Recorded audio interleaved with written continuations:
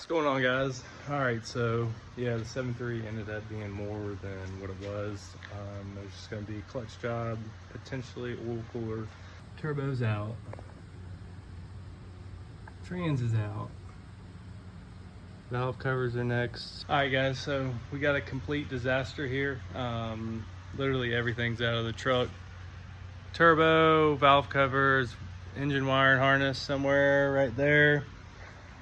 We got the transfer case, transmission up under there.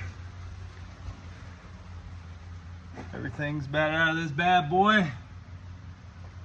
Now it's time for pressure washing and all new valve cover gaskets. Got new wire and pigtails, turbo pedestal O-rings. Man, we're doing the whole nine, so stay tuned. This bad boy's about to be back on the street. We got the damn 600 horsepower clutch right there. We should be jamming gears. Yeah, so. Man, that looks good. Man, look at that carbon buildup right there. That shit is thick. I'm gonna put the regular filter on it. Oh, okay. So you need to do something. She'll buff. You didn't notice it, did you?